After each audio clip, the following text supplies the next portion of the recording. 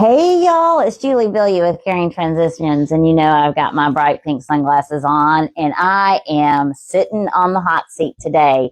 So if you're joining us live, welcome. You are in the midst of our office space, and if you're watching this on recording, definitely try to catch us the next time we do it, because if this goes well, we're going to definitely do this again.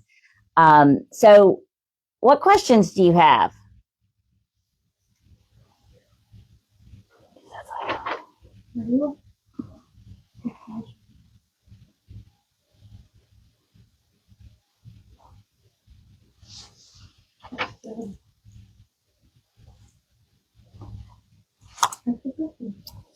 So Lee's got a question for us. So what is the best way to start planning for a move when it's the older adult's choice? If you couldn't hear that, the question is how do we plan for a move when it's the older adult's choice? Where do we start? And I think the first thing you do, obviously, is make sure that they know where they're going. They've picked their space. They're comfortable with where they're moving to, and they understand whether they're going to have one bedroom or two bedrooms, if they're going to have outdoor balcony or not, or if they're going to go into a townhome or a small house or cottage. And then once you have that, then what we want to do is really think about what do they need to live in that space, and then two, what do they love, and then they get to have a little bit of what they want. And so that's sort of how we sort of start things when we're doing space planning and doing those kinds of things. When we're working with the older adults, a lot of times they're very excited, but then they don't realize how little they can actually take. So we have to make sure that everybody's expectations are there. But the best place to start is know where you're going first before you even try to do any kind of downsizing. So the next question is, how do you help them envision their new space? So I guess you've touched on it a little bit with the space planning. Can you explain a little bit more about that? Sure. We help them envision their new space by utilizing space planning software. We also do something that we term space matching. So first of all, we're going to go in and measure all of the walls. We're going to outline where the plugs are, where the TV's going to go, and we're going to do all of these kinds of things and develop that space plan, that floor plan to specifications, so that when we measure when we are measuring their furniture, we can be assured that our measurements are right and that they're going to be able to go in there. So we use space planning software to do that. The other thing we do is we measure the cabinets, the kitchen cabinets of the new space, the bathroom cabinets of the new space, and closets. And then we come back and identify how much they can take out of their kitchen. Usually I use blue tape, and I take blue painter's tape, and I say, okay, you can take anything that'll fit in these two cabinets because this is the cubic feet you have. Same thing in the closet.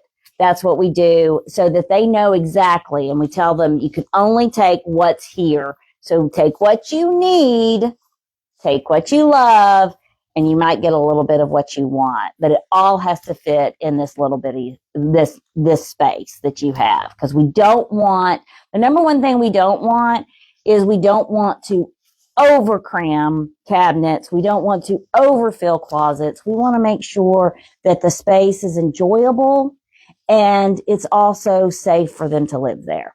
So that's our number one goal. Okay. How do you help the senior that is wanting to move integrate their personal preferences and their sentimental attachments into their relocation process? Okay. So the question was, how do we help them keep up with the sentimental items during the relocation process? And this is something that's difficult because so many things have memories for each and every one of us, and things become sentimental. And so what we try to do again is focus on those three things. What do you need? So first thing we're going to do is make sure that we know exactly what they're going to need. We remind them, you got to have a place to sit. You got to have a place to, if you watch TV, you got to have a bed to sleep on. So what changes in those things do we need to make possibly so that you can have more of the things you love, those sentimental things? And then we try to define what those sentimental things are and what are the things that we can take and what can we not take. And we talk about it in goals. Your goal is to have a beautiful new space the first day you get there. That is your goal.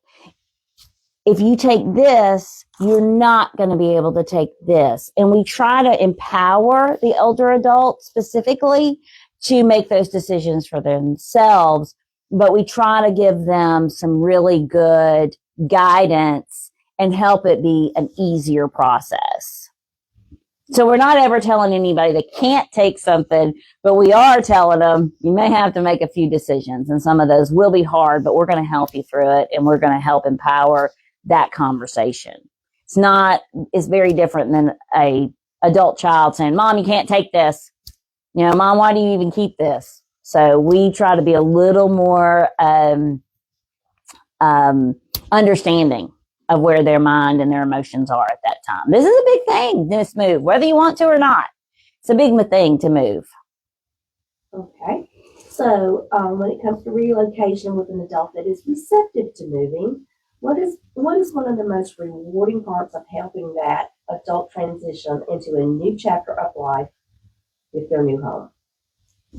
So the question was, what is the most rewarding part of all of this? And I'll just use an example from this week. We were able to move one of our clients, and she did not want to, she wanted to take everything that she had. And she was had been a director for Mary Kay for a million years. And she wanted to take all of that. And that was a big part of who she was. And so we really worked with her. We had to work with her over 6 to 8 weeks where we were helping with the downsizing. We were helping her get packed up. We did a space plan. We worked on all this, and she wanted her desk and she wanted this. And we found a way to make her happy and to get the things that she really, really wanted into her new space in a way that she was safe. It didn't look all cluttered up, and she had space. And the best part was that happened, I don't know, we moved her 3 months ago, I guess. And I was so excited. I walked into that community this week, and she was sitting, waiting on a ride or something. And she was like, hey, and she was so happy and so bright. And that's the reward, right? You work hard, and you've got to have some tough conversations. And sometimes it's tough decisions for these people. But at the end, they're so happy. And that's the reward I get, is the fact that they see me and they're happy to see me, not just, oh, there she is, let me duck and run. But they're happy in their new space, and they're enjoying their life. They're enjoying this new start that they have. Because we really care about the transitions that we provide. All right, y'all, nobody's asking questions from the field in there. Y'all need to send some in, because, these questions Rebecca and Lee have are boring. Although they didn't tell me that they didn't tell me what questions they were asking. So I am on the hot seat. Okay. So let's talk about, even though they may be receptive to the transition, at some point everyone becomes overwhelmed. Mm-hmm. How do you help them not feel overwhelmed with the downsizing and the transition. So the question was, how do we help them not feel overwhelmed with the downsizing, even when they're excited or they start out excited about the move? And we all know that late life transitions are some of the biggest decisions and biggest moves that we make in our lives. And, you know, it's easy to get overwhelmed. And a lot of people, they get excited, they go and they tour the communities and everything is beautiful and they decide on one. And then they decide on a community and then they go and they decide on which floor plan they're going to go with. And that is really when it hits them, right? Because they've got this house they've lived in 20, 40, 60 years, 2,500 square feet, and they've got to go to 900. And how are they going to do that? And that's when they start getting overwhelmed. And that's when we go back. We always go back to, what's our goal? What do you need? What do you love? And what do you want? And that, if we can keep them on those 4 principles at all times, then that's where we're able to, that's where we're able to help them the most, and keep them from getting overwhelmed. So I've got a question that says, do you have advice for growing an online following? Just get out there and do it. If you, from that perspective, if, you know, I just do this and get out here and have you guys follow me and, you know, want to see me in my pink sunglasses. So just make sure that you're just consistent. That's how you get an online following, and you're authentic and people see your personality. The next question, Julie, what sets caring transitions apart in providing solutions that truly ease the burden for families during major life changes? You know, I think what sets us apart is this is what we do every day. You know, we really sit in the middle of several different folks that help older adults. We do liquidations, yes. We do relocations, and we haul away your junk too. So we sort of sit in this nice center area where we can be a turnkey service, and we are able to focus specifically on older adults. We don't, you know, very rarely are we helping anyone that's not over 60. But we will. Everybody has transitions in their lives, and we care about all transitions. But the biggest thing is that what sets us apart is, one, we are specially trained.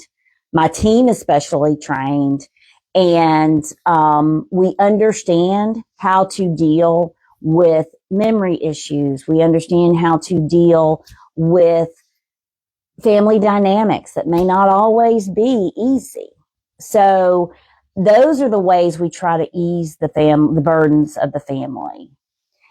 Next one, what strategies do you use to help with the emotional challenges of letting go of belongings? That's a deep one. You know, I hate to say it, but I keep repeating myself, but it goes back to, what is the goal? So what is the goal? Is the goal to downsize and get into this space? Is that really what you want to do? Or is the goal to make sure that we keep all the stuff that was from Aunt Ruby? That's so we have to have those conversations. And strategy wise, it's really just being authentic. For me, anyway, I mean, that's what I do. I'm not going to tell you I've opened up a book and had this great strategy that somebody told me. I just sort of read them, and I talk to them about and I'm authentic and I empathize and I talk to them about the fact that I had to do this with my own mother and that's why I do this business. And I talk to them about that and I work with them to understand what's most important. And if we can find a place for it to go with family, can we do something like that? Is there something that's more intrinsically valuable and sentimental to them than something else? And can we make some choices? And it's really just having those conversations that can be so difficult sometimes. But it's that authenticity and the empathetic way that we do things really, I think, is the strategy that I employ the most around that. Let's see. What is your policy if there are unexpected delays or challenges during the move? What is my policy? Well, we control what we can control. That is bottom line what we do. Our goal is always to make sure that we are in control of the things that we can control. And if things are out there and there's delays, we're upfront about them. We were moving someone we were supposed to have them moved in that night, resettled that night. And we actually had a plumbing problem at the community. There was actually water coming into the apartment. Well, immediately we had to halt the move. We had to wait. And we talked to the whole family about it. And we're like, okay, we need to figure out a solution if this cannot be fixed. And so that's what we did. And fortunately, they were able to fix it and we were able to finish the move, at least get them in and in a safe environment for the night. And then we went back and resettled the very next day, the official resettle with the picture hanging and all of that. But we did have to have specific conversations and had to call on, the community to fix it and also help us with a solution. So as we asked them, is there a extra room? Is there a guest suite or something where you normally have people that are coming to stay, or something like that they could stay in for the night. But we were everything was able to be fixed and we were able to get them to stay there. What are some unique or lesser known services caring transitions offer? I think the biggest one that people don't realize we do is the space matching, where we actually look at your cabinet space. I don't know about any of y'all, but if y'all have been in any of these communities, a lot of times there is only the one cabinet under the bathroom sink. And that's a very small space for a lot of our clients who have had double sinks in their bathroom with 3 or 4 cabinets, and they've had a linen closet, and they've had, other cabinetry that can't fit into their current space. So, those are one of the things where we look and we say, okay, this is all you can take. You got to figure this out.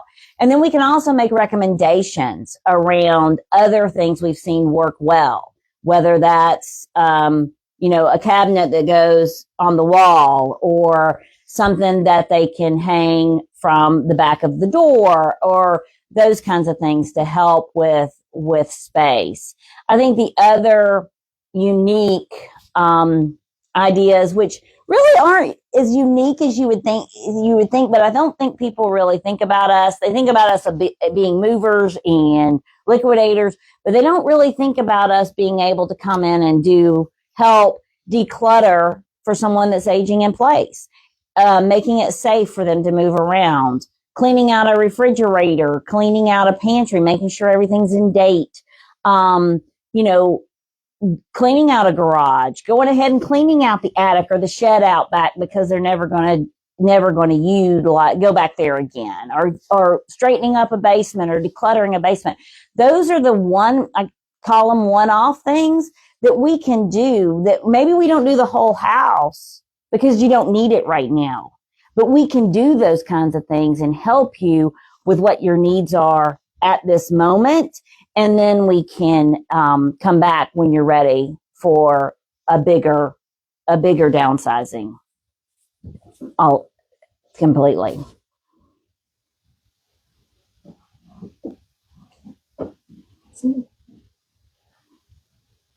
Mm-mm. How do you service online bidders for your liquidation auctions? We are very thankful for our bidders. We are grateful for everyone that bids online with us. So we try to make sure their experience is as seamless as our clients, to be honest. So when you're talking about servicing our online bidders, obviously CT Bids is a great auction platform. I'm not biased or anything at all, but it's a great auction platform. Our folks can get great deals, but we try to make sure that we get to know our bidders. We try to be as understanding as we possibly can, even with our, even though, we've got a business to run. And so we do try to make sure that our pictures tell the story. We make sure that we have good descriptions and that our bidders are not surprised when they come to pick up. And we also try to make sure that pickup's easy too, that they have good addresses, that we have everything set up. We've pulled it all together so they can come and get it and leave, because guess what? Their time's important too. So those are all kind of the things how we service our online bidders and hopefully make this experience with us good. How do you evaluate remaining items to determine whether they should be donated, sold, or discarded after deciding what the seniors will take to their new location? Well, for me, I sell brooms to Buicks. And so I sell just about anything. And what we do is we try to make sure that we do enough research on the items that are left in the home, as well as our experience and our knowledge around national and regional trends on what sells, that we are putting up items of value that people want, and then they will ultimately bid on them, and ultimately we will have some value to bring back to our clients. So when we're talking about what's donated, sold, or discarded, we are definitely looking at what are the bigger drivers, what's going to drive those lots, what's going to bring in the bidders, what is currently selling the best. And then we, in our location, do something called a picker sale. So things that we don't know that should have been really sold, but we might be able to get a little value from them versus donating them. We have a sale on site that day just for the winning bidders. So if you're out there and you love the treasure hunt, the picker sale is for you, because we have stuff out there and you are able to make your pile and make us an offer. Now, don't think we take everything for nothing. We don't give you everything for nothing. We've got some great negotiators on our team, but it is a good way for us to get additional value. And then anything that's left usually is going to donation and or we are disposing of it. But our goal is to keep things out of the landfill. Our goal is to find a new home for these things that's going to make somebody happy. That's really our ultimate goal. Do you offer any services for the senior who wants to age in place in their home? Here in Winston-Salem, we do. We do offer age in place services. Like I was saying earlier, we will declutter certain spaces. We will find We will come clean out refrigerators. We will do things on a monthly basis for you. We also do companion visits. We don't do anything as far as assisting with daily living activities, but we go and we'll check in on the older adult, make sure they're okay, make sure they haven't, let their phone run out of battery and that it is charging, and we'll go check on them and have conversations, make sure that they've had lunch or whatever it is. We had one client that we worked with for a long time, and she loved sitting outside on her front porch, and she would sit out there, and our team she had flowers, and they would bring the flowers in pots, and they would sit together and plant those things. And so it was just an opportunity to give her some time with another person, so she wasn't sitting alone all the time. And, involved in that couple hours that we're there, we're doing some light housekeeping and just making sure they're overall comfortable. So that's what we do here in Winston-Salem anyway.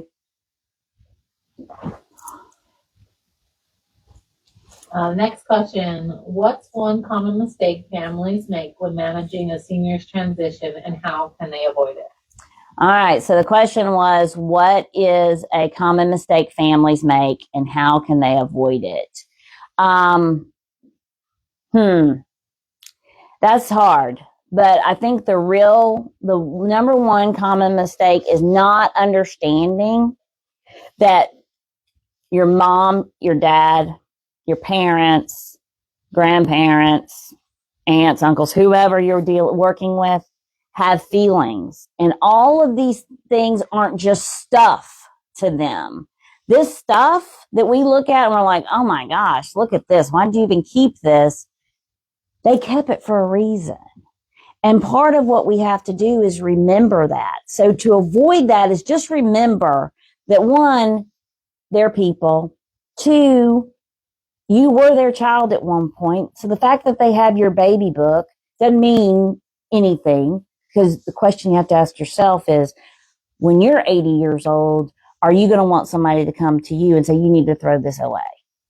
Because if you put yourself in their space, that will help you that'll help you avoid it. You will not, yes, whatever. You guys know what I mean. You will avoid that mistake, and you can make sure that your parents are happy, and it won't put such a rift between you and your parents as well. Next one up is, what is the most overlooked aspect of planning a senior's transition? What is the most overlooked aspect of planning a senior's transition?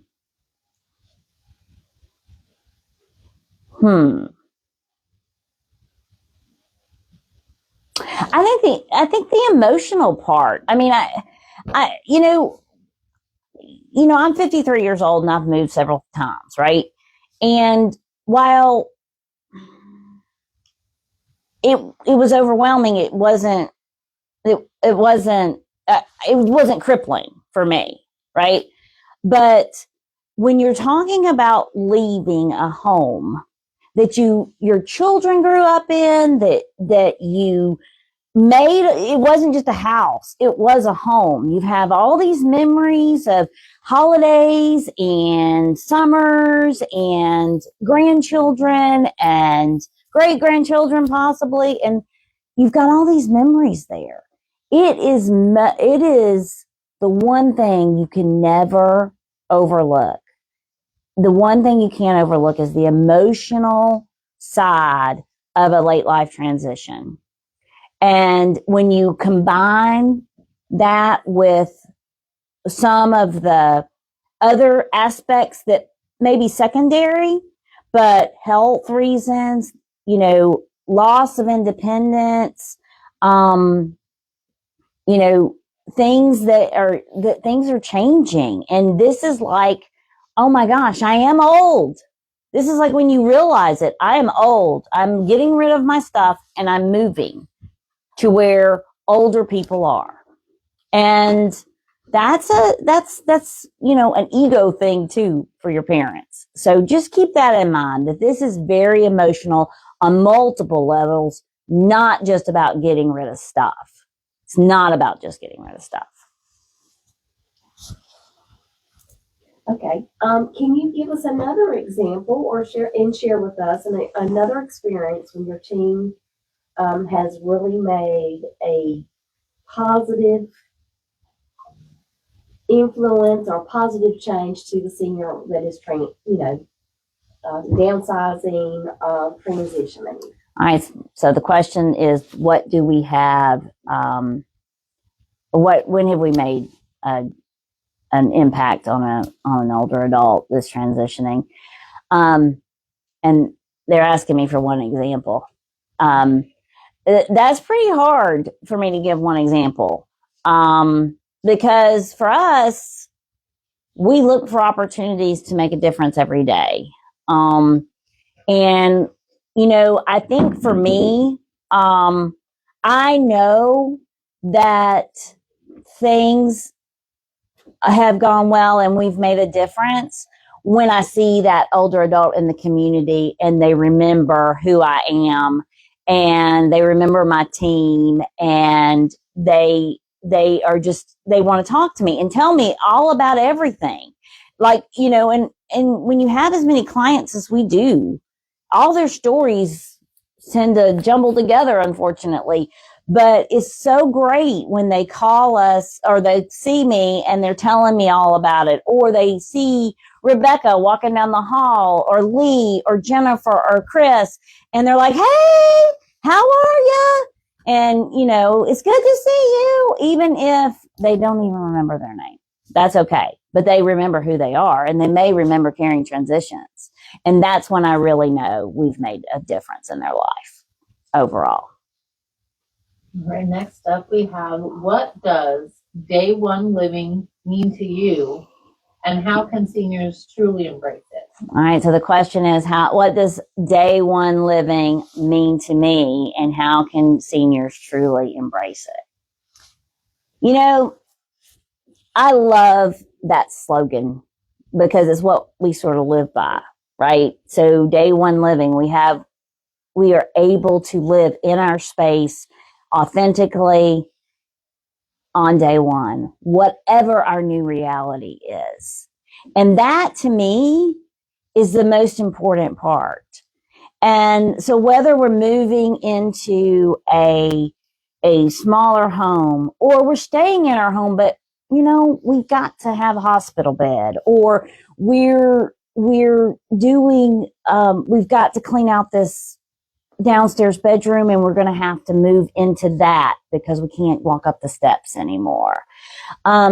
If we can help them do that and they can do it immediately, like this is what they want to do and we can provide that, that's day one living. And, one of the things going back to some of the other services we provide, my team, we will meet a medical supply company and move furniture around and help them get the hospital bed in so that they have a room and it doesn't look like a hospital bed just sitting in the middle of the living room. So we do some of those things too, because we really care about the quality. It's not really quantity. It truly is the quality of of your life. And the more comfortable you are, the happier you are, the less decluttered you are. The more decluttered you are, the less chaotic your life is, the less stress. And that's really what we're all about. And for me, embracing day one living means knowing that I'm going to live today as authentically as I possibly can. And that, I'm going to be okay with today because who knows if I have tomorrow.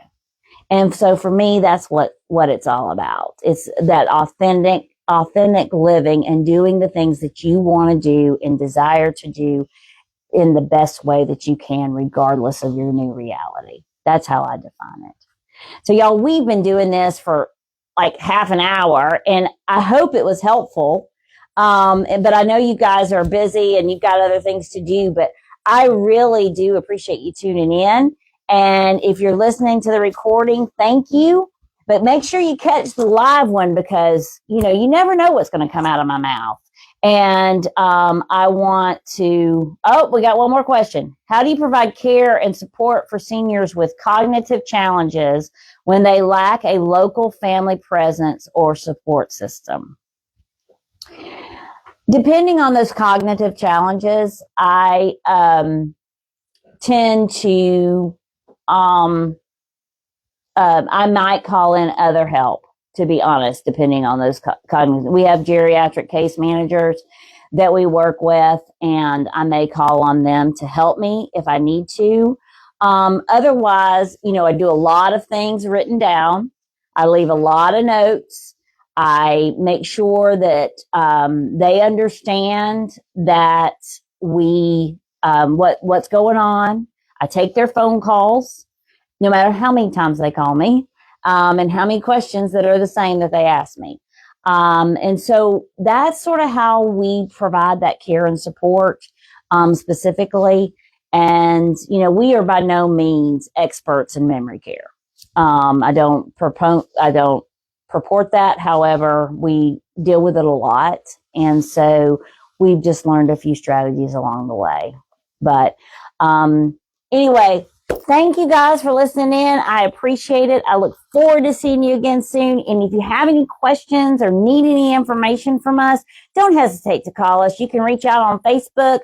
You can find us on the web at caringtransitionsws.com, or you can call us at 336-290-6021. Thank you so much for your time. I really appreciate it. And we will see you soon. Bye-bye.